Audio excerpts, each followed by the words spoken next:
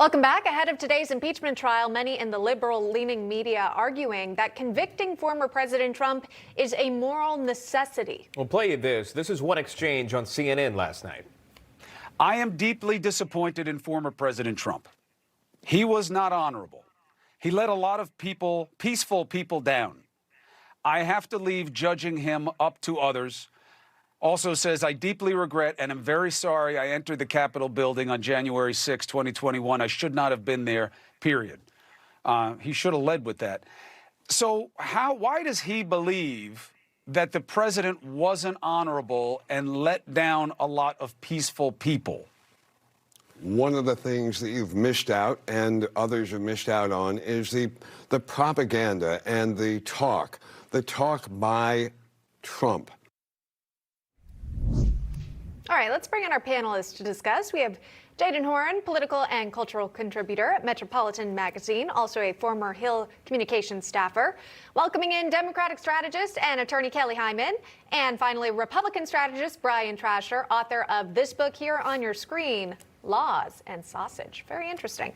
All right, Jayden, I'm going to start with you here. What do you make of sort of this argument that's being floated that, you know, if Trump is not convicted, you're on the wrong side of history? Jayden, what do you make of the assessment? This is a ridiculous morality play by Democrats. What we know is that Democrats aided and abetted violence all summer long, and when it's one-sided, they're allowing it to essentially be used against a president for political purposes. And frankly, I think, Senator Paul, he made a cogent point this weekend with what Schumer did with the Supreme Court. If Democrats are going to look at criminalizing speech of politicians, then they need to criminalize all speech, or they need to recognize that no speech should be criminalized, no matter how abhorrent it is. All right, let me just get forward, by the way. That was the self-proclaimed QAnon shaman for that letter that Cuomo was talking about. Let's play another part of that interview, and we'll get your response. Jacob now believe, Chansley, your client, that the election wasn't rigged? Does he now know that he was being lied to? So this is a process. The answer is yes. The process, though, is not something that Jake is going through alone. The process of unwinding from years of Trump, years of lies. Make it sound like he's being deprogrammed from a cult. Deprogrammed from a cult. Those words you're seeing a lot, especially in mainstream media. Brian Trasher, I'll go to you and have your response. Well, yeah, I heard that Joe Biden came out of his basement and saw his shadow, so we're going to have 4 more days of impeachment. Look, this is just the Democrats displaying their Trump derangement syndrome for the world to see for a second time. They're going to fail a second time, and they're only going to guarantee not only that the Republicans take over Congress in 2 years, but that the Republicans are going to impeach Joe Biden, because there's no longer a threshold or a reason you need to impeach a president. As far as this QAnon shaman guy, first of all, this is a guy who has extreme mental problems. We've seen him in pictures and videos attending Antifa rallies, so there's no evidence that he's an actual Trump supporter. It's very obvious that he is now just spewing talking points written by his attorney. And this is a guy who is refusing to eat because the jail he's in won't serve him organic food. Does that sound like a normal, well-adjusted human being to you?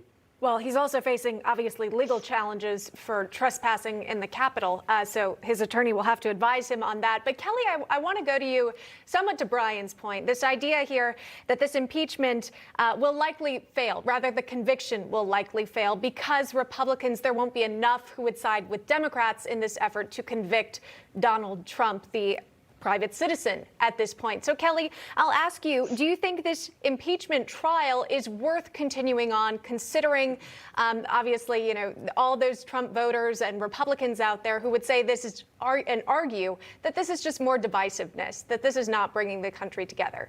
Kelly, is this worth going ahead and continuing out?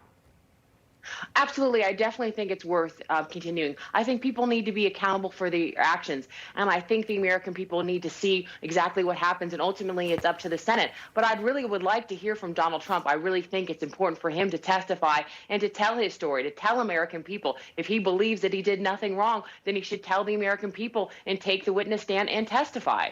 Jaden, do you feel that way? There are Democrats that are pushing, saying, hey, we want to see him testify. The president, former president, said he is not testifying. His attorney submitted some 75 pages as to why. What are your thoughts, Jaden? Do you want to hear from the former president? No, I don't. And I don't think the American people really want to either. Because, again, if we're going to make a direct connection to incitement to violence, we have to make that connection first. And frankly, it cannot be made because the president did not go kill members of Congress. He said, go hold them accountable. And frankly, the same rhetoric that the president used, the rhetoric has been used by the left. And we draw no direct connection. And the left does not draw a direct connection between the violence that was perpetrated over the summer and what they said. So again, I don't think that the president should speak. I don't want to hear from the president because the president did not do anything wrong in terms of what occurred after with what he said. Should he have said it? That is of course debatable, and what the results of what happened are disastrous. But the president is not responsible for it. All right. Well, great points that we are hearing from our panelists, Jaden, Kelly, and Brian. If you don't mind sticking around, we want to keep this conversation going. And we know Democrats don't have the votes, as we're talking about, to convict President Trump. They would need 17 Republicans to flip, but they won't stop here. Ahead, we're going to talk about what else Democrats are planning in their attempt to block the former president from seeking office again. That and more next.